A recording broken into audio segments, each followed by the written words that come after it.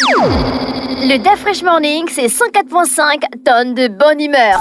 Tous les matins sur Urban FM. Vous êtes sur les 104.5 Urban FM, la station urbaine, et vous écoutez le DAF Fresh Morning. On est avec Jean-Paul. Jean-Paul, bonjour. Bonjour la fraîche. Comment tu vas ce matin? Ça va très bien. Et la fête de Toussaint? Moi, étant donné que mes défunts, eux, ils sont à l'intérieur du pays, donc je n'ai pas pu. Mais tu as quand même fait on appelle ça comment? Un moment de... Oui, un moment de recueillement, oui. Voilà, un moment de recueillement. Privé, oui. Mais j'aurais aimé être à côté de leur sépulture pour leur rendre un hommage. Et justement, c'est l'objet de la chronique d'aujourd'hui. Nous allons parler des morts. Alors, il faut savoir que nous sommes le 2 novembre aujourd'hui. C'est la fête des morts qui est différente de la fête de la Toussaint qui est commémorée le 1er novembre. Parce que généralement, on fait souvent l'amalgame entre la fête de la Toussaint et la fête des morts. Il faut savoir que déjà aussi, la fête de la Toussaint, la fête des morts, c'est une fête catholique. Ce n'est pas une fête chrétienne, c'est une fête catholique. Donc, c'est une fête catholique qui a été instituée en fait à partir de 835 après Jésus-Christ, parce qu'il faut savoir qu'avant ça, l'Église catholique avait toujours eu un rapport assez spécial vis-à-vis des morts. Il faut savoir que durant, par exemple, le Moyen-Âge en Europe, on considérait que la mort étant la rupture entre le monde... la rupture entre le monde des morts et le monde des vivants, les morts avaient donc un statut totalement déconnecté de la vie des vivants. C'est-à-dire que quand tu es mort, quoi. Donc, il n'y a plus de relation avec le défunt. Et donc, c'est la raison pour laquelle les cimetières étaient placés à l'extérieur des villes. Vraiment, quand on dit à l'extérieur, ce n'est pas à côté, c'était très loin. Et puis, il va falloir attendre après, à partir de 820, 830, pour que le rapport, notamment sous l'égide notamment du roi Grégoire, pour que, si tu veux, le rapport dans l'Église catholique romaine, le rapport avec les morts change. C'est-à-dire qu'on va petit à petit considérer que les morts font aussi partie des vivants, bien que physiquement n'étant plus présents, mais néanmoins, ils continuent à vivre dans la mémoire des vivants. Et donc, à ce titre, c'est la preuve qu'il y a toujours un lien qui demeure avec ces derniers-là. Et c'est la raison pour laquelle on va voir ainsi naître autour des cimetières, on va commencer à voir des paroisses. Et autour des paroisses, on va voir le village qui va se créer. Et ensuite, ces villages-là, avec le développement, devenir petit à petit des villes. Et donc, on va voir des cimetières qui vont au cœur des villes. C'est par exemple des villes comme Paris. Vous avez des villes comme Paris ou comme Londres qui, à l'origine, ont été bâties tout autour de cimetières. Et donc, c'est ce qui explique que par la suite, maintenant pour des raisons hygiéniques, les médecins hygiénistes vont convaincre les autorités que, évidemment, rester autour des cimetières n'était pas une chose bien. Et puis aussi, avec l'effet du développement, qu'est-ce qu'on va faire? Eh bien, les vieux cimetières, petit à petit, qu'est-ce qu'on fait? On les casse. Et donc, les ossements qui vont rester là, on va les mettre sous terre, dans des souterrains, ce qu'on appelle les catacombes. Donc, la plupart des grandes villes européennes ont des catacombes. C'est des lieux où on va parquer, en fait, les ossements issus de vieux cimetières. Et donc, pour revenir à la fête de la Toussaint, la fête des morts, il faut savoir donc que jusqu'au IVe siècle, en réalité, enfin, jusqu'en 835, il n'y avait pas de règles en matière dans l'Église catholique pour, si tu veux, commémorer ou prier pour les morts. Tout au plus, il y avait un certain nombre de pratiques qui étaient plus ou moins admises dans l'Église catholique, à savoir le fait que régulièrement on avait le droit de faire des messes pour les personnes décédées. On avait le droit aussi de faire des prières individuelles pour commémorer la mémoire des disparus. Et puis, on pouvait aussi donner l'aumône pour justement que le prêtre ou bien le pasteur, enfin le curé en l'occurrence, puisse faire des prières pour les défunts. Et puis tout ça va changer jusqu'en 835, lorsque un abbé qui officiait au monastère, dans une petite ville qui s'appelle Cluny, c'est en Bourgogne en France, qui s'appelait Odilon, lui, il va réussir à faire admettre dans l'Église catholique le fait qu'on ait une fête chrétienne qui soit dédiée aux morts. Mais en premier lieu, il va d'abord se poser la question de quelle fête, pourquoi justement on va prendre le 1er novembre. Eh bien, comme d'habitude, l'Église catholique va s'appuyer sur des fêtes païennes. Et donc, il y avait une fête celte que les Irlandais et les Britanniques, les Irlandais et ceux de Grande-Bretagne, donc ce qu'on appelle l'Angleterre aujourd'hui, célébraient tous les 1er novembre une fête païenne qui était dédiée aux morts. Et donc, c'est le 1er novembre aussi correspondait au nouvel an du calendrier celte, du calendrier celtique. Et donc, par la suite, l'Église catholique romaine donc, va prendre cette date-là, symbolique, du 1er novembre, pour en faire la fête de la Toussaint. La fête de la Toussaint est la fête qui concerne tous les saints de l'Église catholique, connus ou inconnus. Ceux qui, comme il est dit, étaient les témoins vivants et lumineux de Jésus-Christ. Et donc, ce sont ces gens-là qui sont célébrés le 1er novembre. Et ensuite, il va falloir attendre 998, sous l'égide justement de l'abbé Odilon, pour que cette fête-là ne soit pas seulement limitée aux saints, mais qu'elle soit élargie à l'ensemble des défunts chrétiens. Donc la fête des morts aussi ne concerne que les défunts chrétiens. Maintenant, évidemment, avec les années, cette fête-là, la fête des morts, qui est commémorée le 2 novembre, va prendre plusieurs formes selon les pays, selon les cultures. Il va y avoir une espèce de syncrétisme, c'est-à-dire un mélange à la fois de culture païenne locale et de culture issue de l'Église catholique. C'est ainsi que, selon que l'on soit au Mexique, que selon on soit au Gabon, ou que l'on soit, je ne sais pas moi, en France, eh ben, la célébration de la commémoration de la fête des morts n'est pas toujours la même.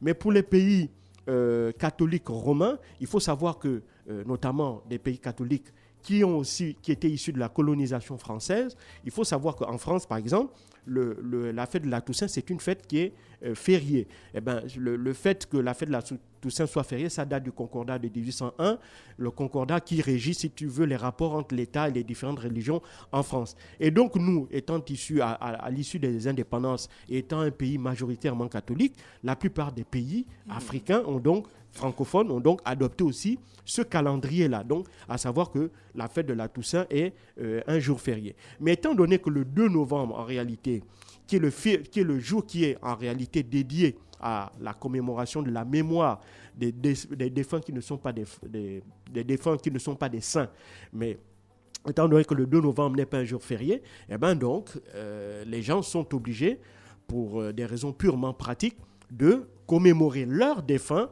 le jour de la Toussaint.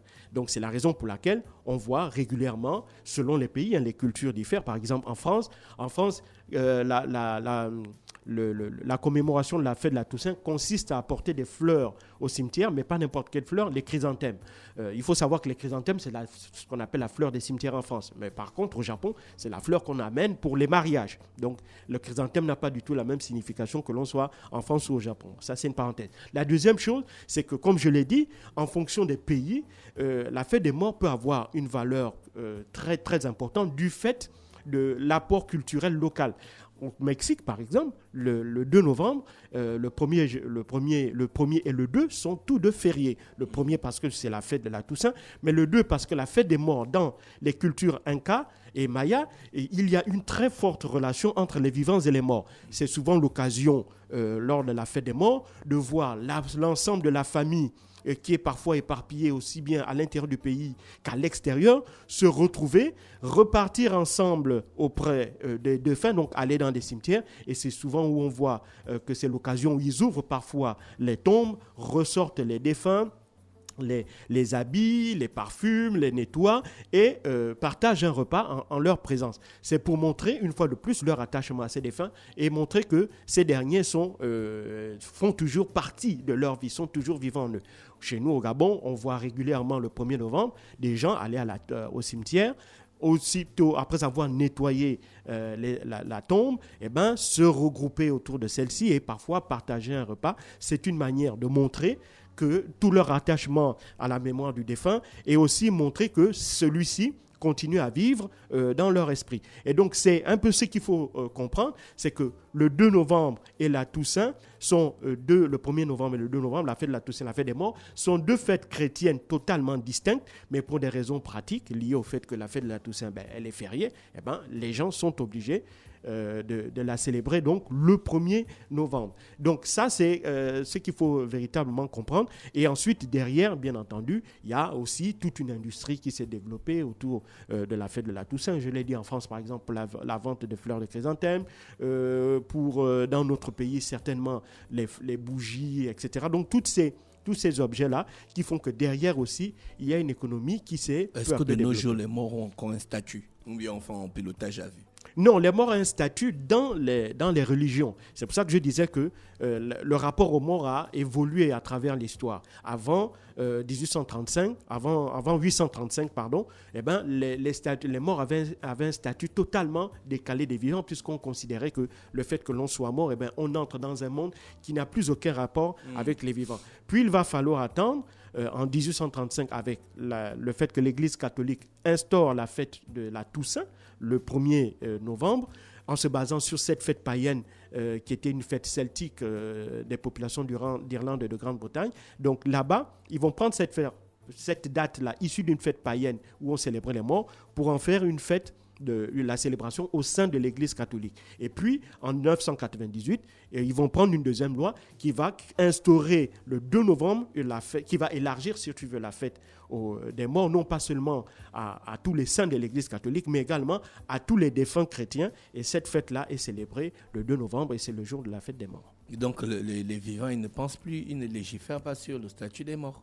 Non, les morts, étant donné qu'on ne peut pas, on ne connaît pas exactement voilà pourquoi on les traite mal ces derniers temps, on les entasse dans les morts, ou bien d'autres prennent les corps en otage, des trucs comme ça. Voilà, malheureusement, ça c'est aussi, si tu veux, une approche purement mercantiliste des morts, parce qu'il y a aussi une industrie, ce qu'on appelle le business de la mort, que ce soit les pompes funèbres, que ce soit les fabricants de cercueils, que ce soit les fossoyeurs. Donc il y a toute une économie derrière, et malheureusement, souvent, les intérêts économiques ou les intérêts pécuniaires ont pris le dessus sur, si tu veux, la culture notre culture africaine, qui voudrait que un respect soit le respect aux morts soit de mise, quelles que soient les situations. D'accord. Okay. Donc tout ça là, ça fait partie donc du rituel de la fête des morts dont on parle aujourd'hui. Merci Jean-Paul qui était avec nous ce matin sur les 104.5 Urban FM, la station urbaine. Oh, oui, je voulais te poser une autre question pendant que tu étais en train de parler, je réfléchissais. Maintenant, quand on célèbre les morts, c'est pour se remémorer. Oui. Mais quand on fait le retrait de deuil, on coupe le lien avec les morts. Exactement. C'est ça même. Donc on peut les laisser tranquilles maintenant. C'est-à-dire pas qu'on les laisse tranquilles. En fait, ils reposent en paix. On coupe ce lien-là, qui nous relie à eux. En fait, si tu veux, dans la culture africaine, notamment chez nous, les Bantous, il n'y a pas que les femmes qui font les retraits de deuil. Tu maîtrises bien chez les femmes. Il faut parler de ça que tu maîtrises. Il faut savoir qu'on considère qu'en réalité, dès l'instant où la personne décède, elle ne va pas directement... Elle est dans une zone grise, en quelque sorte, une espèce de purgatoire, enfin, selon l'Église. Mais moi, je dirais plutôt une zone grise. C'est-à-dire qu'il n'est pas totalement dans le monde des morts, mais il n'est plus totalement dans le monde des vivants. Et donc, le basculement dans le monde des morts ne se fait qu'à l'issue de la célébration du retrait de deuil. Donc, tant qu'on n'a pas encore fait le retrait de deuil, le mort reste encore... il est dans un genre de tunnel. Voilà, dans une zone intermédiaire entre celle des vivants et des morts. Voilà, c'est la raison pour laquelle chez nous, il est important de célébrer, d'organiser un retrait de deuil. D'accord ? Le retrait de deuil, son mot l'indique bien, on reprend. On reprend le deuil, on remet le mort au centre de notre vie et on va faire un certain nombre de rituels pour permettre justement de couper ce lien-là. Bon, évidemment... Selon nos croyances, quelle est l'étape psychologique qu'on accorde aux morts dans cette période? Mais chez nous, il y a un célèbre écrivain qui disait, Amadou Ampateba, les morts ne sont pas morts, ils demeurent vivants. Donc les morts ne sont pas morts, c'est dans nos croyances. La mort n'est que, si tu veux, le changement d'étape de la vie. C'est-à-dire qu'en fait, il y a une vie après la mort, mais une vie qui est différente de la vie sur Terre. Donc, quand on est mort, on n'est pas dans la conception africaine. Quand on est mort, en réalité, on a juste changé de manière de vivre. Et donc, on vit d'une autre façon, dans un autre univers, dans un autre monde. Mais on demeure vivant.